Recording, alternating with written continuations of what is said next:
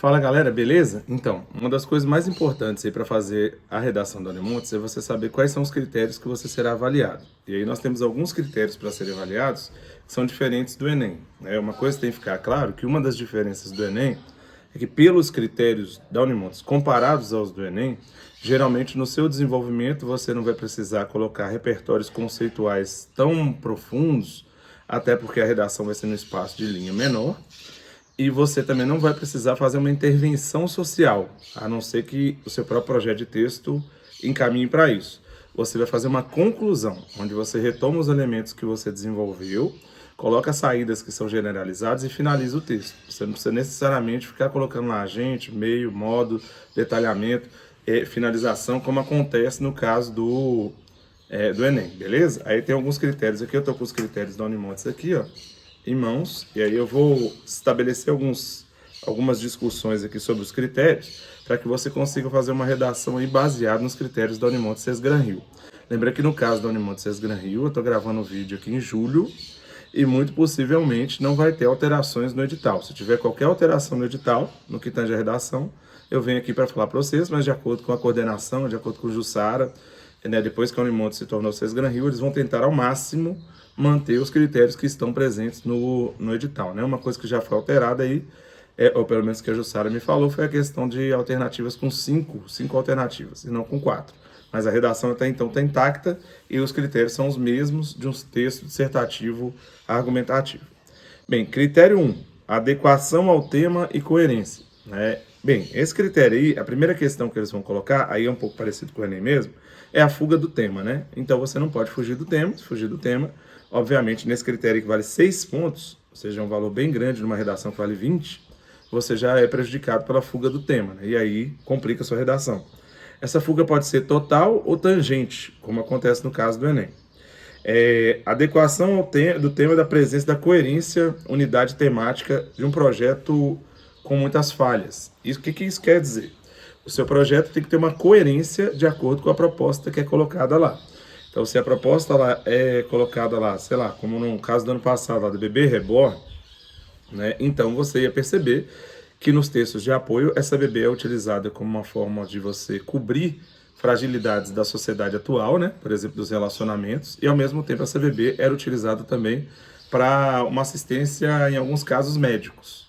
Então, o que seria organizado no seu texto era algo bastante contemporâneo, né, porque está envolvendo a sociedade atual, a sociedade do cansaço, a sociedade acelerada, a sociedade tecnológica, e como é que as pessoas têm ausência de pessoas ou determinados tipos de doença, também muitas das vezes causado por essa aceleração do capitalismo, como é que essas pessoas, às vezes, é usado isso como um tipo de tratamento. Se você caminha nessa linha para organizar o seu projeto de texto, você leu bem os textos de apoio e consegue organizar um projeto de texto coerente com aquilo que foi proposto. Aí, provavelmente, a sua nota vai ser alta. Então, esse é um item importante, de como é que você constrói o seu projeto de texto.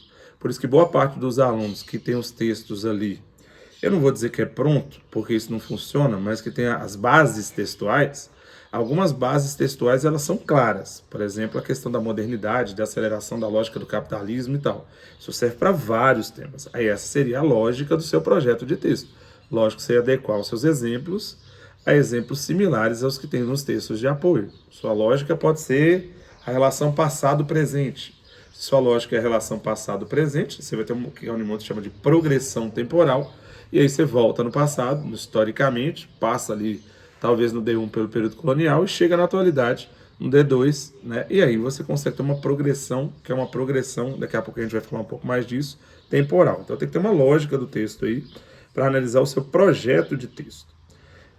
Adequado ao tema, presença de coerência, unidade temática e o projeto com poucas falhas, né? Então tem que ter uma unidade temática e poucas falhas no projeto de texto.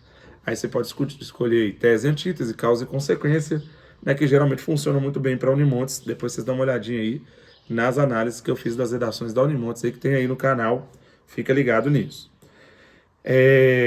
Adequado ao tema, né, com presença de coerência e unidade temática, projeto de texto estratégico. Aqui que é importante, o seu projeto de texto ele tem que ser estratégico. Como eu tenho formação também em história, geralmente a minha estratégia é voltar no passado, é a relação passado-presente. Mas a sua estratégia, ela pode ser uma relação presente-passado. Você começa com o presente e volta no passado para explicar os problemas que aconteceram e que geraram aquele problema no presente. Essa é uma estratégia clássica, funciona muito bem para a Unimontes e traz uma continuidade, progressão e articulação.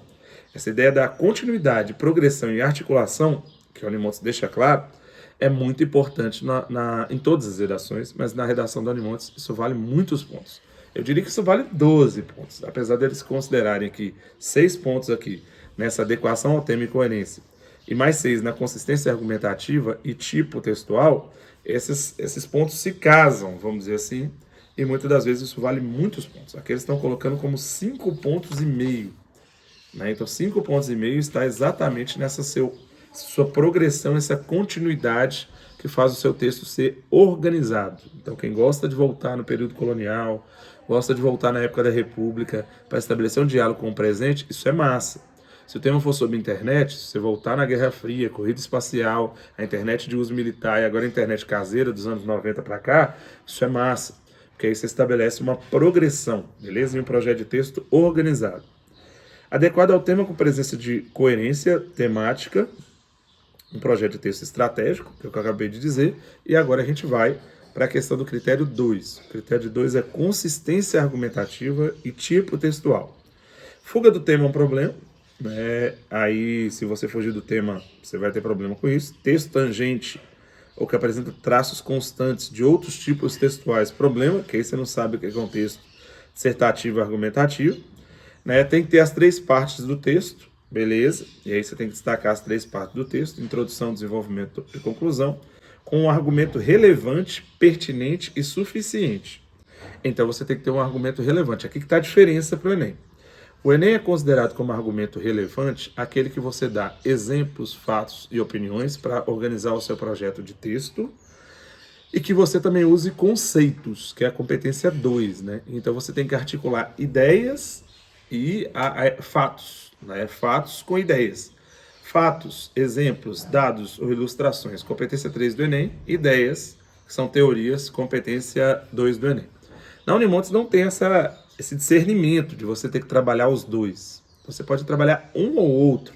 Confesso que eu prefiro fatos, né, ilustrações, mais do que no caso da Unimontes, como tem pouco espaço, mais do que conceito. Por que na Unimontes você prefere mais do que conceito? Porque conceito você gasta mais linhas, né? Geralmente você vai ter que comprovar o conceito com as ideias. E o número de linhas, semelhante ao que acontece no Enem, é grande. Né? O professor no Enem, em 2025, tirou 1000 de verdade, que é o professor da Bahia, que os outros foram 1000 de mentira. O 1000 de verdade, neste caso, foi o 1000 de um professor que usava conceitos, mas ele desenvolvia ali com 10 linhas. Na Unimontes não vai dar para você desenvolver com 10 linhas se você fizer 4 parágrafos. Se você fizer 3, talvez até dê. Mas se você fizer 4, não vai dar para você desenvolver em 10 linhas. Então, a minha sugestão é que você fique com fatos, ilustrações, que podem estar casados com alguns conceitos, mas uma questão mais ilustrativa. Por exemplo, você pode até trabalhar com, sei lá, com o Quarto de Despejo, da Carolina de Jesus, mas trabalhar bastante com a biografia dela, né? Dela enquanto exemplo, dela enquanto fato, os sofrimentos que ela teve, os sofrimentos de pobreza, desigualdade social, né? De que os escritos dela não eram lidos e que depois ela ganhou uma certa relevância, inclusive com o sucesso de Quarto de Despejo, né? Com o caso de alvenaria. Então aí você vai usar ilustrações e coisas da vida dela que são fatos. Aí na Unimontes, massa, provavelmente você vai ser bem avaliado nesse item que vale 6 pontos, que é a introdução, desenvolvimento e conclusão com o uso de argumentos relevantes, pertinentes e suficientes. Veja que isso vale 12 pontos em 20. Então, o seu projeto de texto vale 12 pontos em 20. Por isso, se você der uma olhada aí nos projetos de texto aí, como eu cheguei a fazer, da Bia Ramalho, por exemplo, que tirou 20/20, os meninos que tiraram 50/50 aí no país, que tá tudo aí nos vídeos aí, vale a pena vocês darem uma olhada mais pesada nos vídeos, vocês vão ver que os projetos de texto deles são projetos de texto já meio que montados, inclusive, previamente. Lógico que na hora ele pode articular, mas tem projeto de texto aí que é a relação passado e presente, é o de Bia. Tem projeto de texto que é, por exemplo, de Antônio Brant, que ele tirou 19,5, que ele trabalha com o papel das instituições sociais. Né? E tem projeto de texto que foi usado do próprio Antônio Brant, né, que tirou 50/50, é até um vídeo aí que eu tô de Viking aí. Mal sabia eu que aquele Viking que eu gosto da Noruega, que a Noruega quer tirar o Brasil na Copa. Então dá uma olhada nesses projetos de texto aí. É lógico que você tem o seu, mas tem que ser um projeto de texto que use argumentos relevantes e que ele tenha uma base de texto que eles chamam de projeto de texto estratégico. É isso que você deve ficar ligado aí, se você tem uma estratégia de texto muito definida, e ela pode ser razoavelmente pré-definida.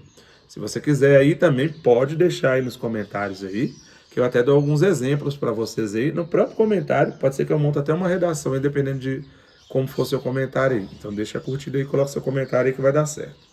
Critério 3, né? Você vai trabalhar com coesão e seleção vocabular. Repare que quando você fala de coesão e seleção vocabular, apesar de eu ter falado que vale 12 pontos lá as bases argumentativas do seu projeto de texto, aqui também é importante, porque quando você estabelece uma coesão e uma lógica vocabular legal, isso vai fazer diferença no seu texto. Como assim, Alessandro?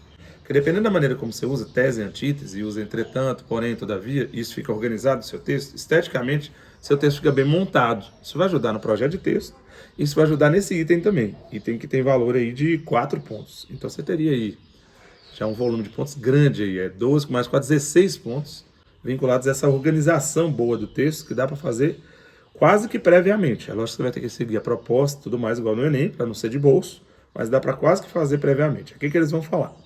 Apresenta o uso constante de conectores e conectivos. Aqui é diferente do Enem. No Enem, na competência 4, eles primeiro pediram o uso constante dos conectivos e conectores, ou seja, cada final de frase você colocar logo, todavia, entretanto, e fazer as conexões entre as frases, dependendo do tipo, causa e consequência, os elementos de coesão ali, de finalidade, e aí você organizar de conclusão, você organizar os seus conectores, de que no Enem, eles pediram em 2025, na cartilha de 2025, para você variar isso, com pronomes e tal. E na Unimontes, eles falam para você usar os conectores. Essa é uma grande diferença, viu? Porque aí no Enem, em alguns momentos é bom você não usar os conectores e usar, por exemplo, pronomes, outras formas de transição, e na Unimontes eles estão pedindo para você usar os conectores. Por isso que hoje eu até conversei com Bel, na Isabel lá, né, que é até do 3º ano lá da sala de Betina, e ela usa muitos conectores. Aí no Enem eu estou pedindo para ela tirar um pouco os conectores e substituir por pronomes, ou substituir por... O geógrafo esclarece ainda por outros mecanismos linguísticos de transição de frases, enquanto que na Unimontes eu ia pedir para ela colocar os conectores. E aí ter conectores o tempo inteiro para você conseguir esses 4 pontos. Eles destacam em negrito o uso constante de conectores coesivos nos parágrafos, né, com raras repetições. Então não repetir muitos conectores, mas usar com uma certa constância. É diferente da proposta que é colocada na competência 4, na cartilha do Enem. Fique esperto também nessa diferença aí. Critério 4, morfossintaxe. Está lá, apresenta excelente domínio das regras de concordância, regência e colocação pronominal, com no máximo uma inadequação. Então vocês não dão o direito de você errar uma coisa, né, ou uma questão vinculada à regência, concordância verbal. A grande sugestão que eu dou é para que as suas frases sejam curtas. No máximo, você tenha um período com 2 frases, e não mais que isso, porque senão você corre mais riscos de ter problema de morfossintaxe e de perder pontos. Se você tiver só um probleminha, como vocês vão ver que até em uma das redações que eu coloquei tem um probleminha, e mesmo você tirou 50/50, vocês vão ver que vocês têm que ficar esperto com essa questão para não ter problema nesses 2 pontos aí de morfossintaxe. E o último, correção linguística. Então veja que na Unimontes, apesar da prova da Sesgran-Rio valorizar bastante a questão gramatical, é bom vocês ficarem espertos com a Sesgran-Rio. Na redação, ou nos critérios de redação, é lógico que isso tem valor, mas isso vale poucos pontos. Isso vale apenas 2 pontos, que são as questões linguísticas aí. Aí tá lá, apresenta excelente domínio das regras de ortografia, acentuação e pontuação. Peço para vocês ficarem atentos à crase. E mesmo assim fala aqui, com no máximo uma inadequação. Então você pode errar uma crase ou uma vírgula, não mais que isso, para você conseguir a nota máxima nesse item, beleza? Esses são a grade de correção de redação por critérios da Unimontes, que é a Unimontes Sesgran-Rio. Qualquer coisa vocês podem deixar aí no comentário. Se quiser que eu dê um exemplo também no comentário, é só vocês deixarem no comentário aí, beleza? Curte aí, manda para a galera que vai fazer o Unimontes Sesgran-Rio. E se precisar de mim, sou o Alessandro e é só você me seguir que vai dar tudo certo. Bora para cima.